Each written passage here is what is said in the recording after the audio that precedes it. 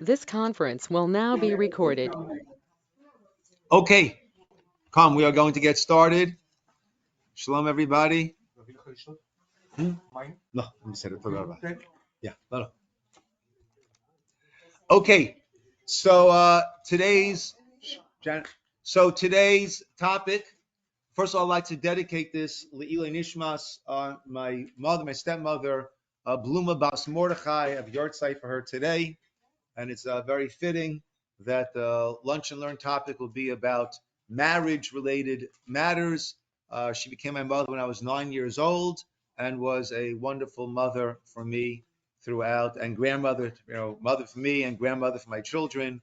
So really a very, very, very special woman, Beatrice Ciner, Bluma Bas Mordechai. Okay, so when we talk about veils, so people often think, well, why do Jews have the veil at the wedding? So when I posed a question to Mechavruta this morning, he said, oh, isn't it related to Rachel and Leah, right? But actually, if anything, that would be the reason not to have a veil at a wedding in order to prevent the error, trickery that took place over there with Rachel, Leah, Lavan, and Yaakov. Actually, I don't know if this is true. I didn't have a chance to pursue it, but what he suggested is that what the Sfardim have accustomed to do at a wedding, which is right, all that stuff actually is Leah, right? Telling the groom, be careful, make sure you're getting the right one over here. I don't know. I'm sorry? Me neither. Okay. Okay. All right. So let's go through some of the sources here, and let's see what the reason is for the veil. So first we have Bereshit 29, chapter Perich Tet, Psukim 23 to 25. That is the wedding of what was meant to be the wedding of Rachel, ended up being the wedding of Leah. But Yasov Lavan gathered at Kol Anshe Hamakom, all the people of the place. Vayas Mishteh, and he made a big wedding feast. Vahi Erev, and it was in the evening. Vayikach et Leah Bito, he took Leah his daughter. Ve'aveota Elav, and he brought her over to Yaakov. Vayavo Elah, and he was with her. And then, in order to add more of the deception, Vayitain Lavan la et Zilpa shivchato leleah bito shivcha. He gave Zilpa, who was the younger of the two maidservants, he gave her to Leah, his daughter, and therefore the assumption would be, the appearance would be, oh, this younger maidservant is, of course, accompanying the younger daughter, which was Rachel. Vayhi baboker, and it was in the morning. Vihine he Leah, and behold, it was Leah. Vayomer Lavan, and he said to Lavan, Mazot asitali, what is this that you have done to me? Halo v'Rachel avadati imach. It was for Rachel, for Rachel, that I worked for you these past 7 years. V'lama ri mitani. So why did you deceive me over here? So that is the event that took place over there. I remember my first year, when I was in Israel post high school for my gap years, it ended up being 2 years. And I had grown up in the regular, we call, the modern Orthodox world. I had never been to a Hasidic wedding. And it was quite a shock to me when I attended a Hasidic wedding, and the groom after the ceremony, after the actual wedding, after the actual ceremony, right? The actual before the meal, said to her, "Have a nice wedding," because they really went into completely two completely separate areas, and it was "Have a nice wedding," right? So I use that, the veil was a bulletproof veil, right? I mean, it was I mean, you could not see a thing through that veil, right? And that's how the wedding was done. So the question is, where does our custom for the bride wearing a veil come from?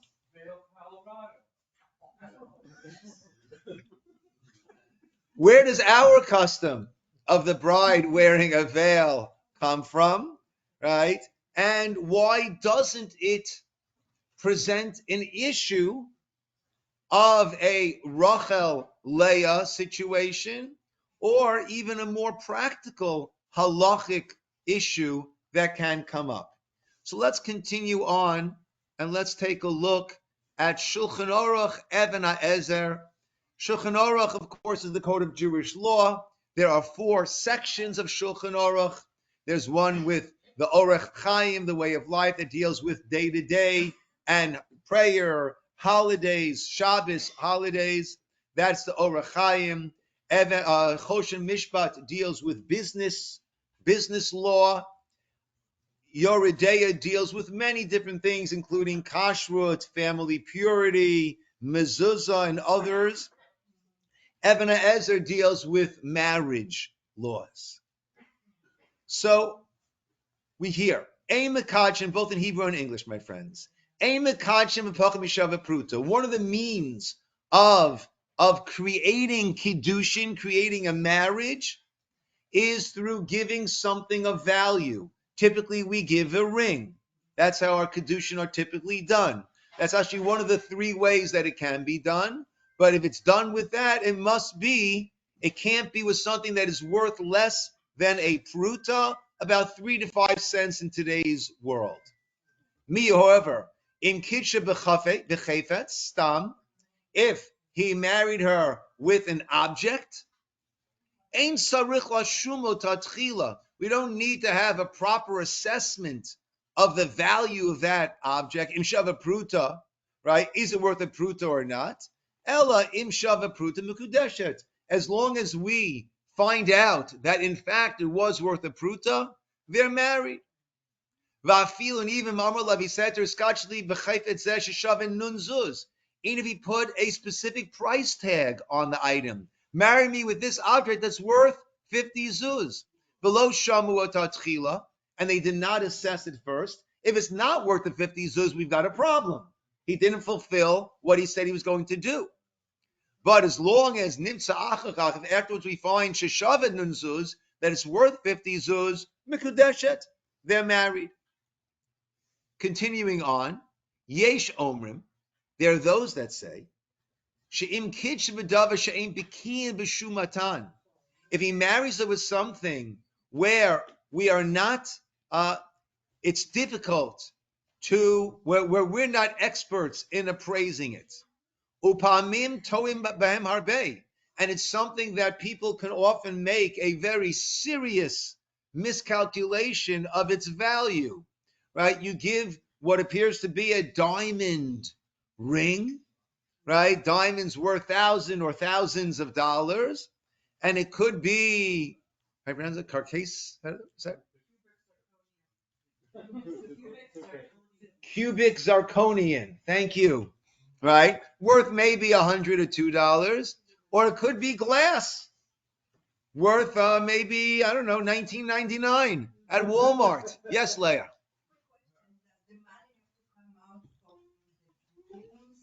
Yes. Or can it be for the family? It's the people that use the ring from the grandmother, correct. Has a very big Okay. value, Okay. So Leah is saying, what Leah is bringing up, right, that I meant, right, that it must be his that he's giving to her. Now, very often we have a situation where we have the grandmother's ring, and very beautiful that will be used, right? The late grandmother's ring will be used for her grandson to marry his beloved. So in those situations, it must be that before the wedding, it became his ring. The family gave it to him. He was the owner of that ring, and then he will give her that ring, right? One of the questions, right? There are three things that are typically, at least that I do, that the Masada Kedushin, the person who's doing the wedding, needs to do under the chuppah, besides the actual ceremony. Number one is to designate the two witnesses as the only two witnesses to the exclusion of everyone else. That's number one. And number two is the he will ask the witnesses, right? Is this worth a pruta? Is this ring certainly worth a pruta? And they will, right? And they will give their consent, their appraisal that yes, this is certainly worth anywhere between 3 to 5 cents plus. So it's pretty safe bet, right? And also he will ask, is this your ring? To which he will answer yes. And my standard response is not for long. But at that point that he's giving it to her, it must be his, then soon to become hers. So again, Shulnor continues. If he was Makadish or Bidavar with a matter, She'ein Bikiyin B'Shumatan, that we're not proficient in assessing it. You need an expert. And at times, Toim Behem Harbe. And we can be grossly off on our assessment. It could go in Avanim Tovot, different precious gems, Margoliot, pearls, diamonds, Chiyotzi Behem. Vamala, and he said to his Kachli Be'even Zu, marry me with this stone, Sheshavin Nun Zuz, that's worth 50 Zuz. There, since it's something that often there is a gross miscalculation, gross misassessment, Sarich Shuma, there it needs to be first properly assessed. Delo Samchadaita, because she's not going to rely, is this really worth that? The Yesh Misha Omer, those that say, Shafilu Kidsha Be'evan Stam, even if he married her with just a stone. Below Amarline, without saying the value, without saying Sheshav, it's worth 50 zuz, Tzricha Shuma needs to be assessed. V'lachein Nahagu, and therefore our custom is L'kadesh b'taba'at she'ein ba'even. Therefore, one of the things we tell the groom and bride is it's got to be a wedding band, right? Not a stone, no stone in the wedding band. It can have etchings, right? It can have etchings, right? On the inside, on the outside, that's not an issue because etchings are not going to grossly distort the assessed value. But a stone is something that can. The Ramah. So far that was the Shulchan Aruch. That was Rav Yosef Karo. And on that both Ashkenazim and Sfardim follow. And then we have the Haggah, written by Rav Moshe Isserles. These are his notes that he added on to the Shulchan Aruch in order that we'd all have one code of Jewish law. There are times that there's a discrepancy between Ashkenazi custom and Sephardic custom, and sometimes he just adds on. Haggah, he says, V'im kidsha b'tabat sheyesh bo even, if he did marry her with a ring that has a stone, o b'stam tabat, or with just a stone, right? It doesn't need to be a ring. Our customs, we use a ring. A ring is round, there's no end, right? It's eternal, etc., etc. But the real issue is that you're giving her something of value. So if he were to marry her with a ring with a stone, or just with a stone, then we find out that it's copper. Even though that's not the normal way of doing kedushin, chayshina lekedushin. Okay, it will be considered. We'll be concerned that it's kedushin. We will not disregard the kedushin. The custom is tachat chuppah, under the chuppah, lishol le'edim, to ask the witnesses ima taba'at shava pruta. Right? The custom is, as I mentioned before, that the Masada Kedushin asks the witnesses, do you see this ring? Is it worth a pruta? Kadei shetei hakala, So the kala will know she'ein mekadsha rak b'shava pruta. Even if it's only worth a nickel, that's what he's marrying her with, and that's what she is accepting, and there cannot be any aspersion cast on the wedding afterwards. Had I known that this was not from Tiffany's and not worth this or that, I never would have agreed to marry this guy. Yes. You know, it says Stam Tabat. That sounds to me like a wedding band. That it's not a rock. Oh, I'm sorry. Yes, stamp. Right. Yeah, I'm sorry. You're correct. I was incorrect. Thank you. It's correct. If you married her with a tabat, with a ring that has a stone, obistam tabat, or with just a ring, right? And it appeared to be gold or silver, but actually it was copper, right? Even though, right? Okay. And that's why we have the minhag under the chuppah. Thank you for that. My error. Thank you. Right, to ask the witnesses, is it worth a pruta? That is the amount that is being stated under the chuppah, and therefore there are no misgivings, nothing misleading, and no coming back afterwards saying, had I known, etc. Gam nohagin. Also, we have the custom, l'chasot pnei hakalot, to cover the faces of the bride, hatzenuot, who are modest. The einan makpidot b'ma mekadesh otan, and showing that they don't care with what the marriage is being affected. I don't care what it is. I don't care about the value. I want you for you. That's why I'm here under the chuppah, and the ring is not an issue at all. Prenup is a good idea to have. Yeah, but that's not what we're discussing over here. Yes, Dove.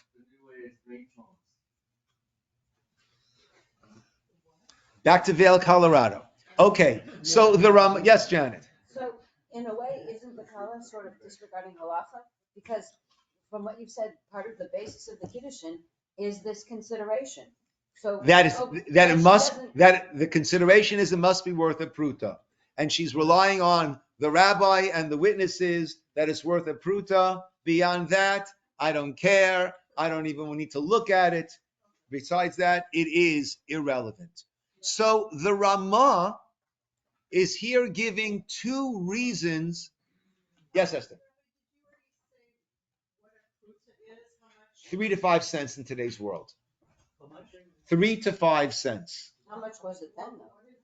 Then it was a pruta. A pruta is the smallest coin in the Babylonian time. So that was considered to be right the smallest item of value. Right? You need to give something that's worth. You either give kesef or shaveh kesef, right? And the smallest coin would be considered kesef. That's money, right? A penny, right? In today's world, right? A penny is money. Right. Less than a penny is not money. Okay? So there, the smallest coin was a penny, was the pruta. In today's world, the value of that ancient Babylonian pruta, right, was 3 to 5 cents, maybe now 5 to 7 cents with inflation we're having, who knows, right? But basically, we're very safe with our rings. So the Ramah is giving two reasons as for our minhag of the bride wearing a veil. One, he says, is our kalot are tsunuot. It's a matter of modesty. And secondly, it's a matter of showing that the value, as long as it's approved to Janet, the value is not an issue to me. We have a similar custom, right? This is just, I wouldn't call this a minhag Yisroel. There are those that have the bride take off her jewelry, not wear jewelry on her way down to the chuppah. The same idea being that, right, he's not marrying her because of the crown gems that she owns, that are part of her jewelry collection. The dowry. Okay. The problem, though, so those are two very nice reasons to have this custom. However, the challenge is this custom presents a halachic difficulty. And that is, we need to have witnesses for the wedding, right? In order for the wedding to be kosher, you don't need the rabbi, but you do need to have two witnesses, right? Without witnesses, a man says to a woman in front of one witness or in front of a video camera, and it might be live streamed and millions of people are watching it, and he says to her, marry me with this ring according to the ways of Moshe in Israel, and she accepts the ring, they're not married. Famous question that was posed to Rav Moshe Feinstein, that there was a Shabbaton of teenage kids, and as a joke, right, one of the boys took the a little ring, whatever it was, and said to the girl, Hariam V'Kadesh, leave it to Bazu, and she accepted it, right? Is she married? Are they married? Right? Is she married now? Right? And, right, being that there were not witnesses there, or kosher witnesses, whatever it was, right, so that would preclude the marriage. So we need to have witnesses, and our witnesses, let's take a look in Gemara Sanhedrin 37a. The Mishnah says that when we have witnesses coming forward, we want to, about a life or death matter, so then we want to intimidate these witnesses a little bit, just to make sure that they are legit. Ketzad ma'ayimin et ha'edim. So how do we intimidate these witnesses? Al edei nefashot, when it's a case of edei, testimony that involves a life, it's a capital case. Hayamachnisin otan. They bring them into a room. Uma'ayimin aleim. And say to them, Shema tomru me'omed. Right? Are you using conjecture? Are you using circumstantial evidence? Umi shmua? Or is it something that you heard? Aid mi pi aid? Did you hear this from another witness? Meaning, did you actually see this? Umi pi echanema? Did you hear it from a very trustworthy person? And that's what and therefore you're coming to testify? Shema iatem yodin. Right? Perhaps you are unaware that we're going to do a serious cross-examination of you two witnesses to make sure that there is no discrepancy, right? And therefore, right, we give them, if they're not legitimate witnesses, then we give them the out before they actually testify. And the Gemara 37b explains, Tana Rabbanan, that's turn the page, or second page. I mistakenly did not hit that little box that said print on both sides. My apologies. I hate wasting paper like that for no reason. Tana Rabbanan, Ketzad Me'omed. The Gemara asks, well, what is this circumstantial evidence, this circumstantial conjecture, as the English puts it? That's a good term, right? That we're concerned about. Omer lehen, we say to them, Shema kach ri'item. Perhaps this is what you saw. Sheratz echar achar chavero luchurba. You saw a guy chasing his friend, going into this deserted building. V'ratztem acharav. You were running after them. U matzatem sayef biado. And then he came out. Or even in there, you found a sayef biado, a sword or a knife in his hand.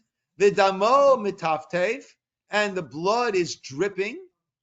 V'harug mefarper, and this guy is convulsing on the floor. But you did not see him murder. You did not see him plunge the sword, the knife, into that person. Im kach ri'item, if that's what you saw, lo ri'item klum. You haven't seen nothing, right?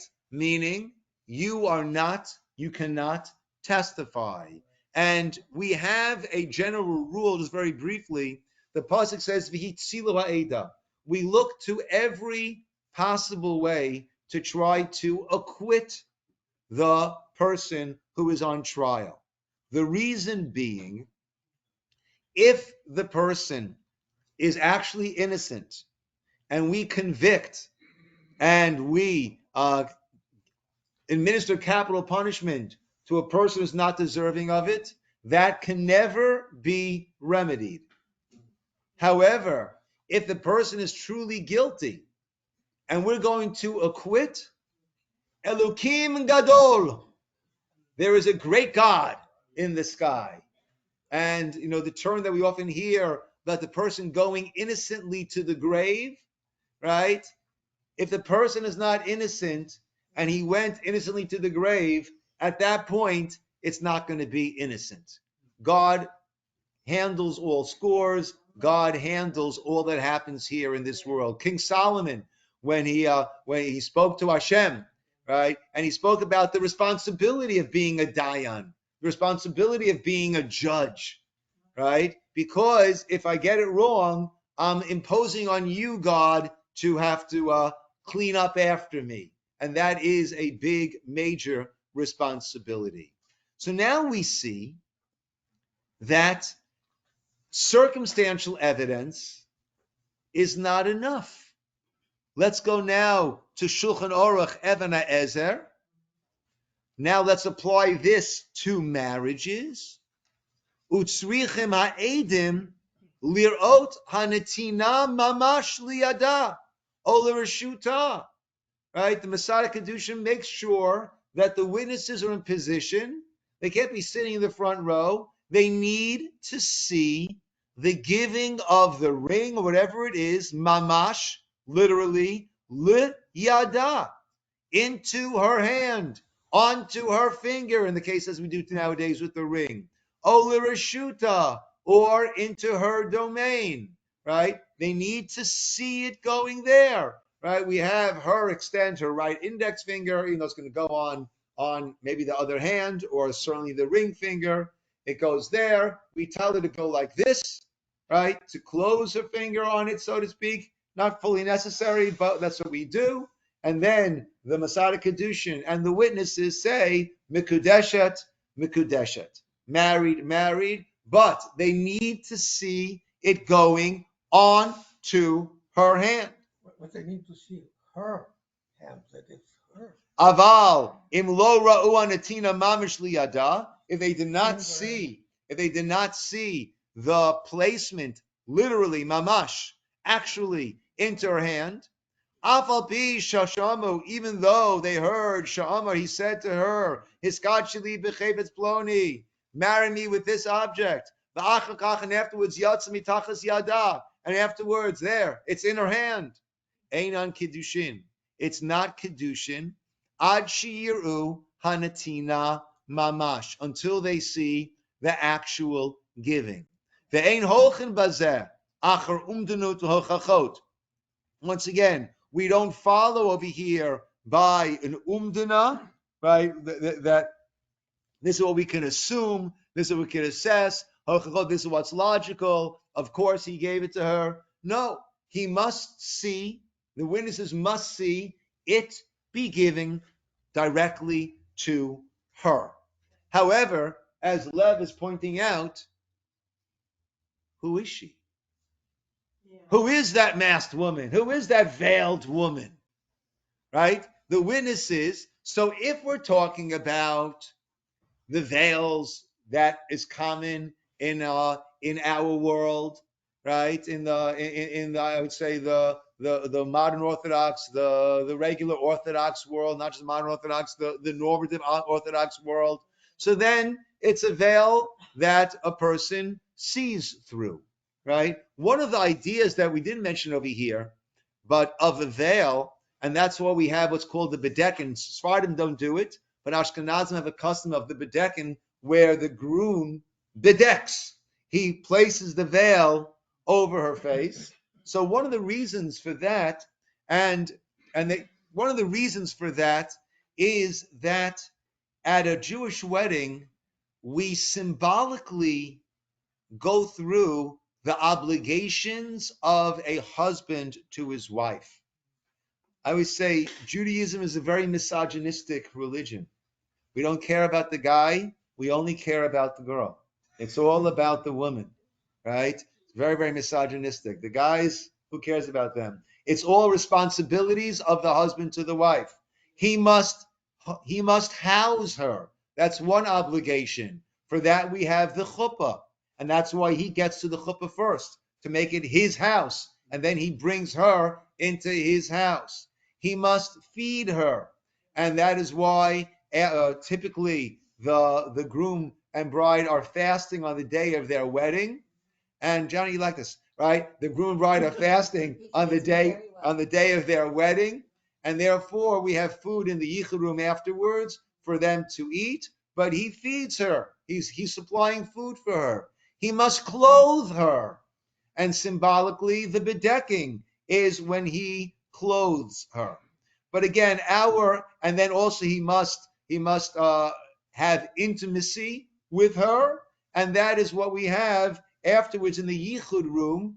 That not that they engage in intimacy in the yichud room, but that is in a fully halachic situation that until now they have not been alone in a manner that could allow for intimacy. So now, after the chuppah, now they are alone in a manner that could allow, not that they engage in intimate relations in the yichud room, but that could allow for intimacy.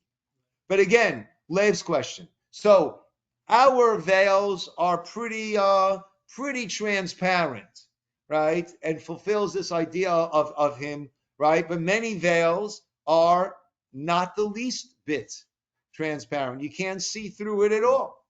So if we need to have witnesses, and the witnesses can't be based on what we called an umdina or a hochacha, so how can they testify that that they're married, right? When they don't know, right? Yes, he's married to this woman in white, right? But if we don't know who the woman in white is, then it's not much of testimony.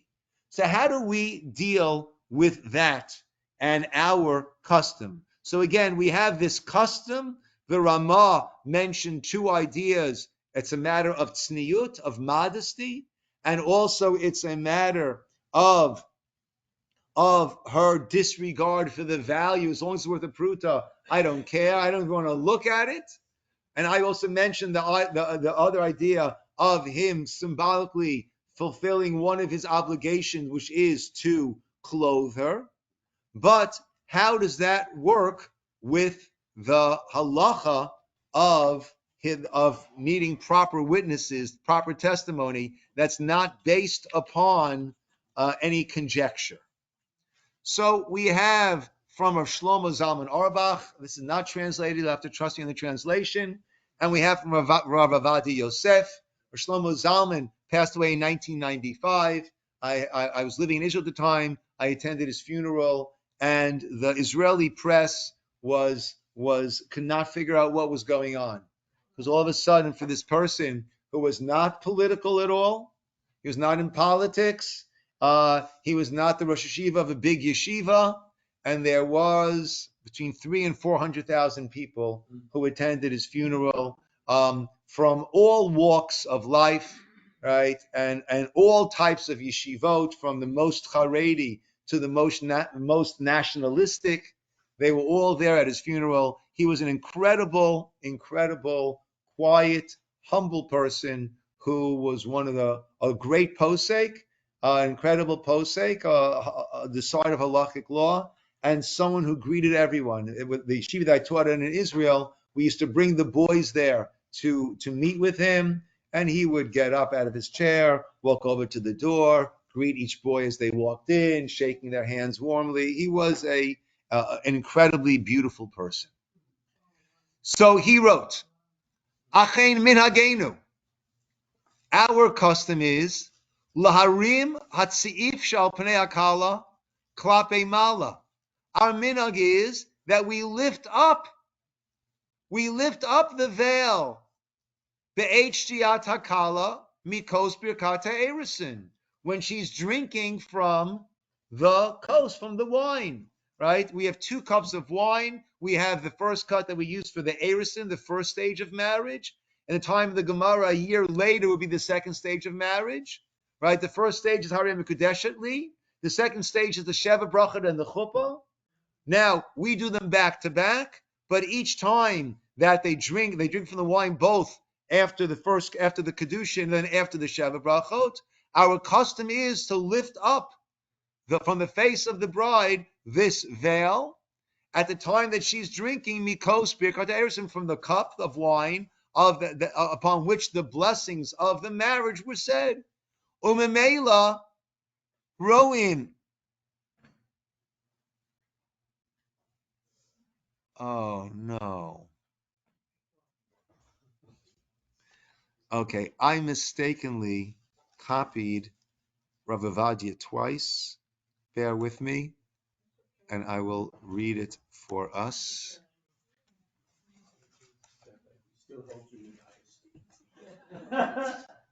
Even with all my mess ups, huh?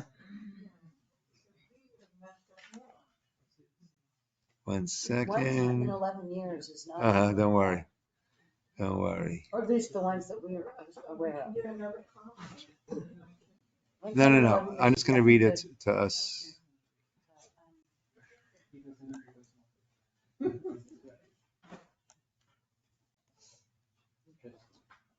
That's a pretty good quality record. Thank you.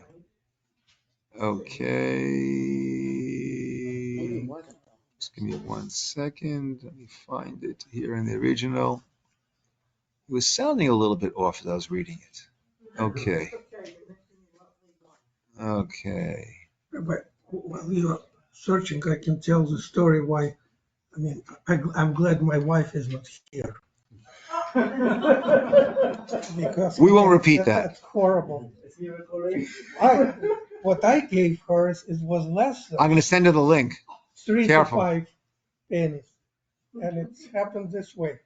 I was dating her, and it was her birthday. And she came from Moscow, and I was a provincial guy. I didn't have much to give her for the birthday, so I decided, was at that time last year in college, I was doing holography. You know what hologram is? I mean, it's something looks like a real object. So I decided I'll do something beautiful. I borrow a ring, and I made a hologram of a ring. Beautiful ring. So I put it in a jewelry box. And hologram by itself is a piece of glass, transparent. And I put it in a dark jewelry box, not meaning anything, and brought it for the birthday party.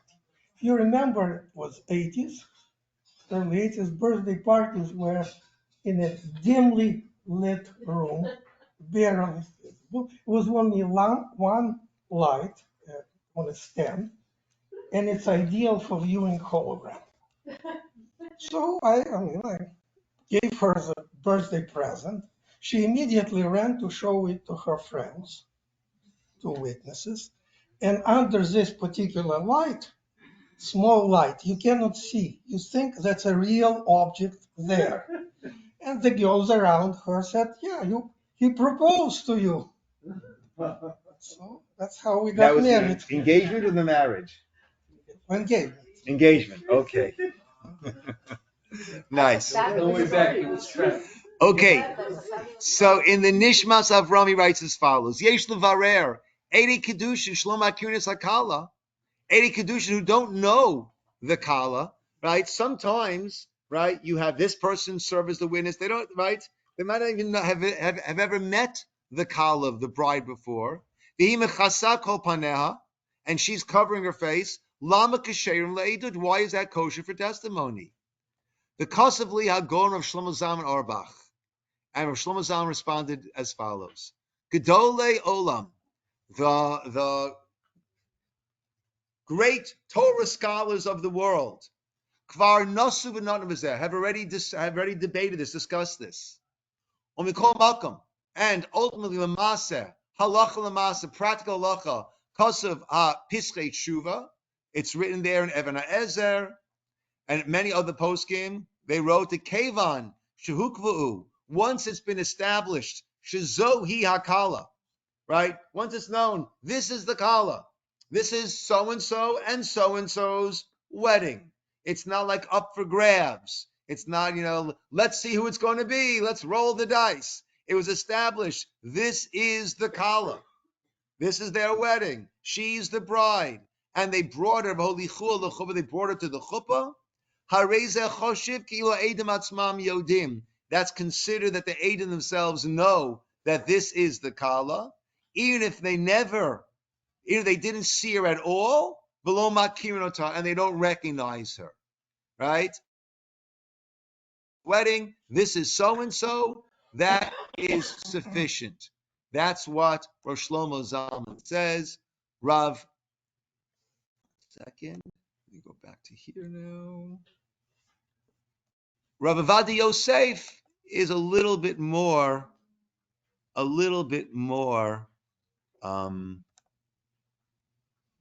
we go. And that we have on the page. This is the last one there. Oh, wrong one again. 1 second.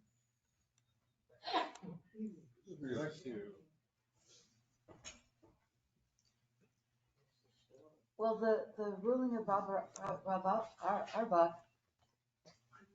going back to Yaakov and Leah, that was announced that it was Yaakov and Rachel. It didn't work over there. It announced. Yeah, I hear that, Janet. Yeah. So that's where there was intentional deceit, right? Intentional deceit. Rav Avadi says as follows. It's the last one. I underlined the pasuk there. Achem minagenu. Our custom is larimat seif, to lift up the veil shal pnei akala. It's on the face of the bride. Klafei mal. We lift it up the htiyat hakala mikos birkat erisin, when she's about to drink from the cup of wine of the erisin. Umemela, and therefore at that point, what happens? Ha'edim ro'imota. The witnesses see her.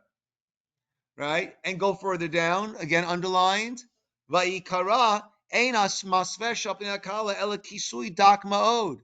And in fact, in practice, the veil that's over the face of the bride is a very, very thin covering.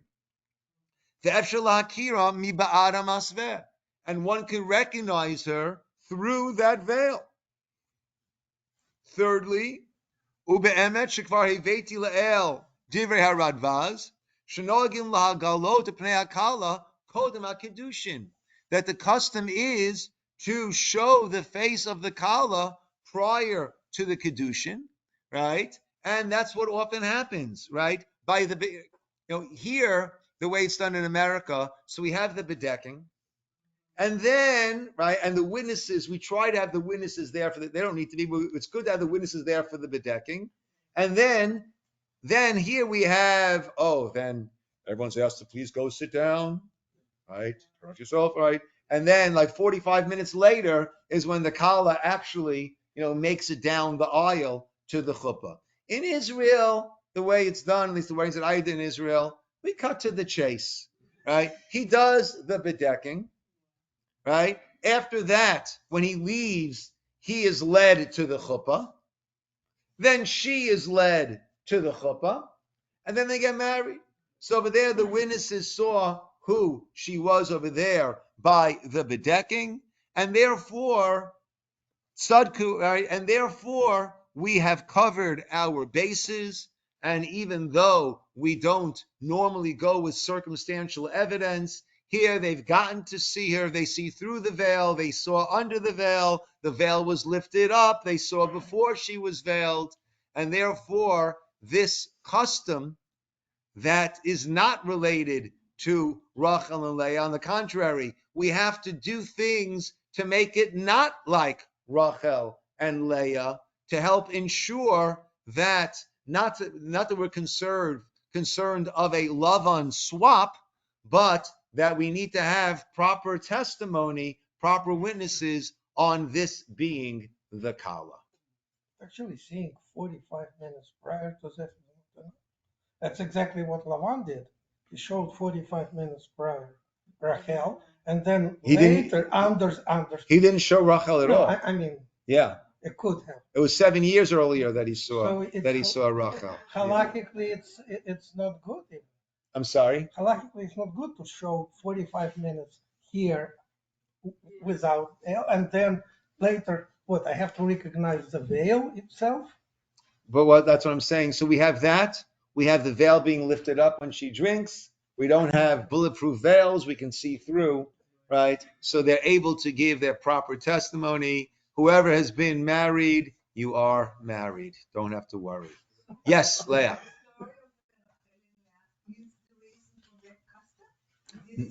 No, it did not. It did not. The two reasons the Ramah gives is that she is uninterested in the value of this ring, as long as it's worth a pruta, we're married, or out of tzniut, out of modesty, or as I mentioned, another idea that it is a ceremonial fulfillment of his obligation to clothe her. Yes, Esther. So my question doesn't have to do with the veil, but about the gift that the potential husband gives to the wife. So is he giving that kind of as a pledge that, this is just a down payment of how I'll be able to support you? No. Kedushin is affected by him giving her something of value. He gave something of value. It's not a down payment. It's not a pledge. It is a transaction of sorts that creates kinyan, that creates this marriage bond with all the halachot that go along with that. Now, one of the halachot that goes along with that is his obligation to support her. But that's nothing to do with the ring. That is once this relationship has been established by the kedushin, by the act of the kinyan of kedushin, now there are responsibilities that they have to one another. So, there's so much symbolism, like you were going through the symbolic nature of the ceremony and all that. And so I'm just wondering, is there any symbolism other than creating a legal obligation So, initially? What yeah, the symbolism that we typically will use a ring that has symbolism of an eternity, right? But it is we are effecting a very serious legal change in their status, right? And that is done through one of three means. One of them is giving something of value, right? And once that item of value is given and she accepts it, and the witnesses see that, and he gives it to her clearly for kedushin. It's not a gift, right? It's not just a gift. It's kedushin. Hariam Kudeshali, he says to her, "Behold, you are betrothed to me." Then that creates this new reality of their status, who they are, responsibilities. All of that has just changed at that moment. Yes, Janet. You say also that those physical and legal things, sociological things, there's a spiritual analog to it too. You say. Well, it's yes. All of a sudden, they are different people than they were before, right? On a more Kabbalistic level, we say that there were two parts of a soul that was broken, right? Now that they're married, now the joke we say now they're finished, but actually now they're complete, right? So there is that whole component. But this is talking about the very functional, technical, legal matter that needs to be done in order to create this spiritual bond. So could it be that Esther meant that finally he's complete? Yeah. So when it happened to your part, so Sorry? when it happened to your part, the first portion and the second, the betrothal and then the final kedushin. They were not living together in the interim. Right. When was the item of consideration given? At the very first? The kedushin, yes, that was the first stage. The second stage is Sheva Brachot Chuppah. So if some person came and offered, what is the way a woman would say, no, I don't accept? Don't take it. If he's giving it to you as for marriage, say, You can say, if you'd like to give me a gift, I So know there's- that's fine. There's But no formulaic way, you would just say, no, I don't accept. she doesn't need to say, don't take it. I'm giving this to you to marry you, right? If you're not interested in marrying, so then don't take it, right? Or say, listen, I like the ring, it's very nice.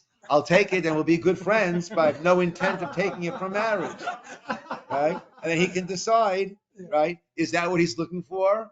Or maybe he'll save it for someone who will be a little bit more devoted to him. Yes, Dove.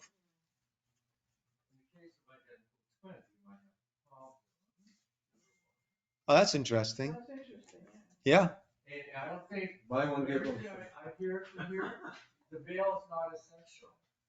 correct. It's not essential enough. It's not essential.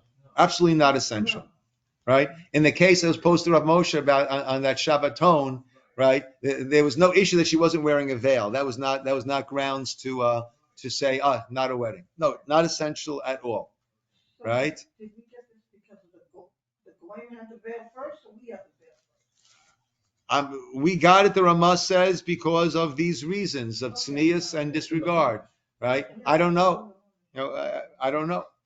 So how come many traditional Rebbeim, at least the Bedekin part, will say it's to assure, it's hearkening back to our heritage of not Leah. And I mean, you hear that explanation often from traditional Rebbeim. Maybe not at the wine drinking stage, but I can't. Right? Look, it's a cute thing to say, right? And look, is it completely wrong? Right? No, because we want the witnesses to know who she, to make sure who she is, so that way we don't have a Rachel Leah situation. So right? So it's a subtle way of It's talking about the anti-Rachel Leah move that we make, right? It's the preventative measure, right, that we take. Yes, so there's nothing wrong in invoking that. Yeah, yes, Stephen and Michael. Does the story with Rivka and the veil have anything to add, or is that not? So that's interesting. When Rivka was on her way, Eliezer was bringing Rivka to Yitzchak, right? So then there was a matter of that sniut that she, yeah. So the Ramah, one of Were the two they things. getting married then too? Because then he kind of like soon after. Yeah, So- they got married, So right? that might be the actual first First use veil. of the veil for. That's interesting. Yeah. Yeah. Thank you, Steve. Yeah. Yes, Michaela. During those 7 years that Jacob worked for Rachel, for sure he sent some presents to her. Although I was giving to Leah. Okay. So Good point. if you're asking that he sent presents to her, would that have affected a kedushin? If it wasn't sent for marriage, right? Then it's called sivlonot. The term the Gemara uses for that, and that's not going to affect, right? The Gemara actually discusses the case if he sent her sivlonot and then he married her something that's worth less than a pruta, right? But he's given her more value than a pruta with other gifts. Yes, but those gifts were not given for kedushin; they were given for gifts, and that will not affect the kedushin. Yeah. But theoretically, I mean, it's. And just coming back to Rachel and Leah, according to the Medrash Tanchuma, so all the gifts that Yaakov was sending to Rachel, Lavan was, picking up the Amazon boxes, and he was saying to Leah, Leah, look what your groom is sending you. So Leah was also being, according to that Medrash, Leah was also being deceived, and she thought that Yaakov was the one who that Yaakov was suiting her, right? On the contrary, and that could help explain the pasuk later on when with Ruvain and the Dudaim, right? And she says the astounding words: "Is it not enough that you took my husband? Now you want to take also the Dudaim, the flowers that my son is bringing me, right? That she took her husband." Right, so according to this Medrash Tanchuma, we can understand it very simply. She was under the impression that yes, Yaakov was suiting me, and then my kid sister jumped in and stole his heart. Yes, Leah. So, no, I don't directly related, but why did Leah end up being the mother of the nation, having the 12 tribes? Having 6 of the 12. Yeah. Having 6 of the 12. 6 of them? Yeah, Yeah, and Rachel had just 2, right? correct. So the beloved wife did not really fulfill her duty, so to speak, and Leah was. Yeah, very so good. actually, Good one. the pasuk says Hashem saw that she was feeling hated, right? And therefore Hashem gave her this boost of a yiftach et rachma, that she then had ended up having 6 of the tribes. Yeah, that was to elevate her somewhat. Yeah. Okay, my friends. Yeshikach, everybody.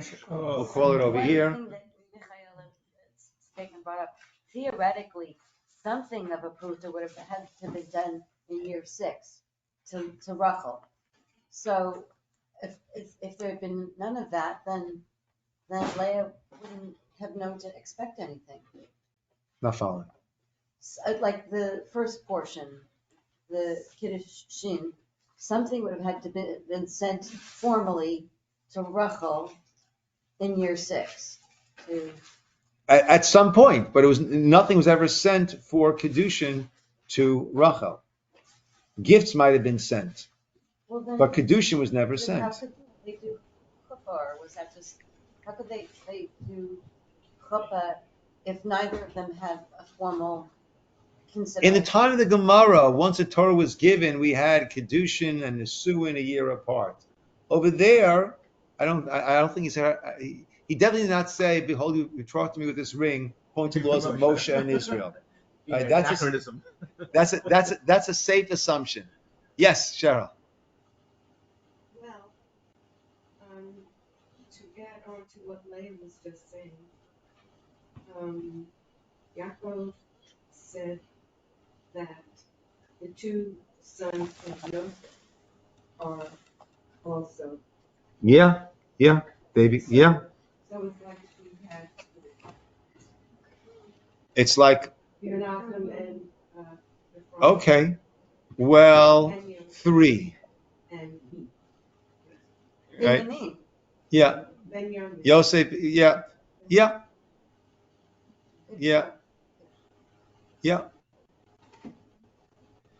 If we're counting Menashe and Ephraim, then we're not counting Yosef. So we never count, we always count Binyamin, and we count Yosef. Sometimes Binyamin and Yosef as 2, or we'll count Binyamin, Menashe, and Ephraim as 3. We'll never count Binyamin, Yosef, Menashe, and Ephraim. If we're counting the tribe of Levi, then we count Yosef. That's how we have our 12. If we're not counting Levi, because Levi was a separate tribe and Levi did not get a portion, then Yosef is split into 2, and we count Menashe and Ephraim. They both, Menashe and Ephraim had land. Yes, They correct. had their own portions. Correct. But Yosef didn't have separate land besides that. No. That was Menashe and Ephraim. Yeah, that's correct. Okay, my friends. Yashikoah. We will bench with stepmother. Thank you.